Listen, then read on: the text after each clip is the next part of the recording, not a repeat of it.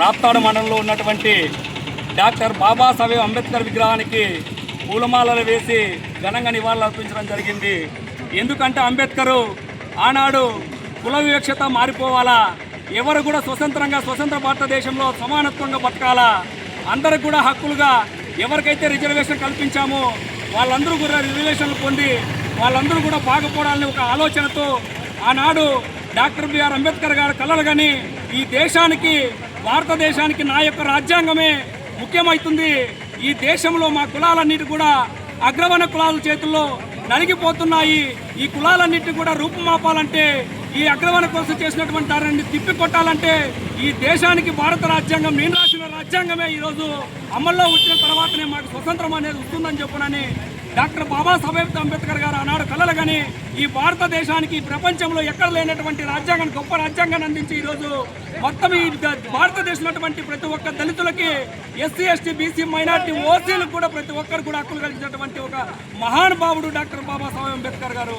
ఈ భారతదేశ రాజ్యాంగాన్ని చూసి ఎన్నో ప్రపంచ దేశాలు కూడా ఈరోజు రాజ్యాంగాన్ని కూడా పొందుపరచుకోవడం జరిగింది. కాకపోతే ఈ కేంద్ర రాష్ట్ర ప్రభుత్వాలు సవరణల పేరుతో భారత రాజ్యాంగాన్ని ఈరోజు తూట్లుపరిచే విధంగా ప్రయత్నించడం అనేది చాలా బాధాకరము. ఒక్కసారి ఆలోచన చేసుకోవాలి కేంద్ర రాష్ట్ర ప్రభుత్వాలు.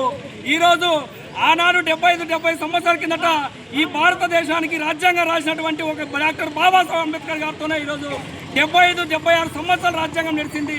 ఇప్పుడు మీరు సమానత్వంతో ఇవ్వకపోగా మీరు ఈరోజు డాక్టర్ బాబాసాహెబ్ అంబేద్కర్ రాసిన రాజ్యాంగాన్ని తూట్లు పోల్చి సవరణల పేరుతో పార్లమెంటు చేయడం చాలా తప్పు. కాబట్టి ఒకటే మేము హెచ్చరిస్తున్నాం, డాక్టర్ బాబాసాహెబ్ అంబేద్కర్ రాసిన రాజ్యాంగాన్ని ఈ దేశంలో కొనసాగించాలా, డాక్టర్ బాబాసాహెబ్ ఏదైతే కలలు కన్నాలో ఆ దేశాన్ని సస్యశ్యామలం చేయాలా, కులమార్పు అనేది నిర్మూలించాలా, ఇక్కడ మతాల పేరుతో చిచ్చులు లేకోకుండా కులం అనేది లేకుండా మనుషులమందరము ఒకటే సమానత్వం వచ్చినప్పటికే భారతదేశ రాజ్యాంగానికి విలువ ఉంటుందనే విధంగా తెలియజేసుకుంటూ ఈరోజు మా యొక్క తరపున ఈరోజు ఆ రాప్తాడు మండలంలో ప్రతి ఒక్కరు కూడా వచ్చి పొద్దు నివాళులు అర్పించుకోవడం చాలా సంతోషకరము. కాకపోతే బాధ అయ్యే విషయం కూడా ఒకటి కూడా మేము తెలియజేస్తున్నాం. ఈరోజు రాప్తాడు నియోజకవర్గంలో ఈరోజు ఎంతోమంది కూడా రాజ్యాంగబద్ధమైన పదవులు సంపాదించారు. ఈ పదవులు సంపాదించి ఈరోజు డాక్టర్ బాబాసాహెబ్ అంబేద్కర్ పెట్టినటువంటి రాజ్యాంగం ద్వారా భిక్ష ద్వారా ఈరోజు మీరు పదవులు అనుభవించారు తప్ప మీరు ఒక దేవత భూతులు కాదు, పైనుంచి ఊడిపోయినటువంటి దేవభూత శక్తులు కాదు. మీరు ఈరోజు డాక్టర్ బాబాసాహెబ్ అంబేద్కర్ గారిని ఈరోజు మీరు గౌరవించుకొని పూలమాలేసి నివాళులు అర్పించడం పోయి ఈరోజు ఇంతవరకు ఒక రాజకీయ నాయకుడు ఇక్కడ కళ్ళెత్తి చూడడం చాలా బాధాకరము.